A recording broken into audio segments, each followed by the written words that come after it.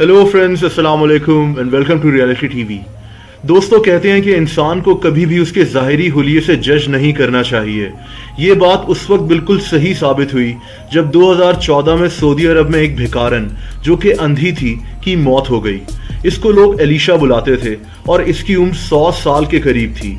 ये जद्दा की सड़कों पर भीख मांगती थी, लेकिन इसके मरने के बाद इसके करीबी लोगों को हैरत का झटका लगा जब पता चला कि एलिशा एक इंतहाई मालदार औरत थी। इसकी दौलत की तफसील सुनकर आप हैरान रह जाएंगे।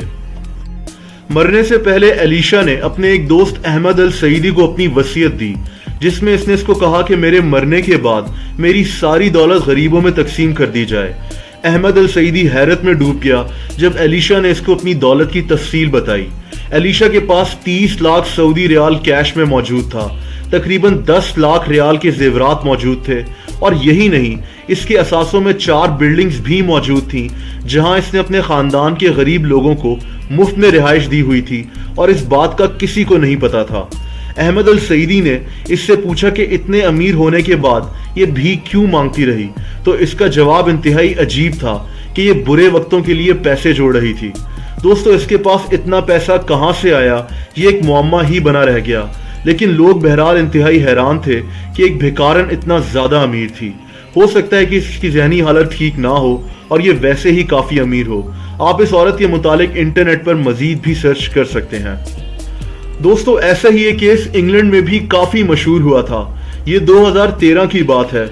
बरतानिया में लंदन की सड़कों पर भीख मांगने वाला एक भिखारी साइमन राइट, जिसकी उम्र 37 साल थी, को पुलिस ने गिरफ्तार कर लिया था।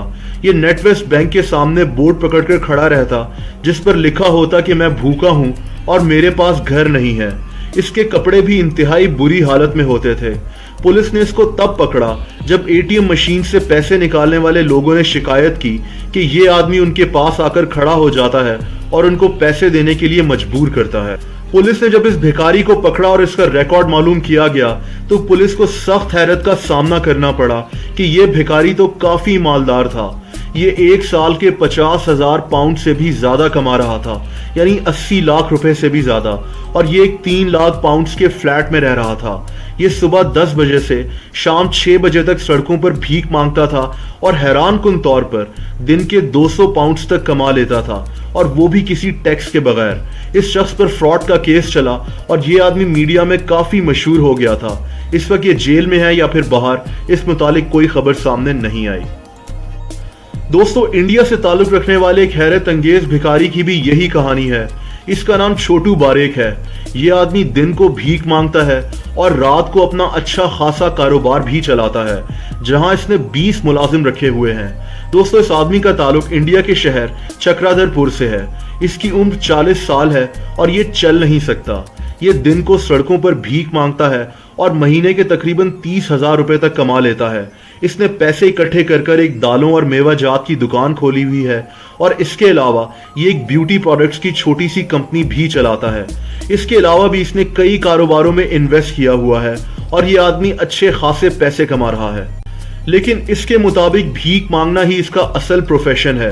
इसकी 3 बीवियां हैं, जिनमें से एक इसकी दुकान चलाती है, जबकि ये दिन को भीख मांगकर रात को अपनी ब्यूटी केयर कंपनी जाता है और वहां मीटिंग्स वगैरह भी करता है।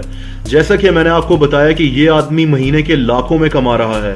इस हैरत अंगेज आदमी के मुतालिक इंडिया के अखबारात में भी छप चुका है। और दोस्तों, इसी तरह 2015 में चाइना का एक बूढ़ा फकीर भी मंजरे आम पर आया था, जो बीजिंग की सड़कों पर भीख मांगता था और तकरीबन $1700 महीने के कमा रहा था। बताया जाता था कि ये पैसे ये आदमी अपने बच्चों की कॉलेज फीस देने में लगाता था। इसकी कई तस्वीर भी सामने आई जिसमें ये एक पोस्ट ऑफिस के साथ बैठकर पैसे गिन रहा था, जहां ये रोजाना पैसे गिनता था। इसने अपनी फैमिली के लिए एक डबल स्टोरी घर भी खरीदा हुआ था। दोस्तों, आपके इर्द गिर्द क्या आपने कभी कोई ऐसा वाकया नोट किया है? कमेंट सेक्शन में ज़रूर बताइएगा।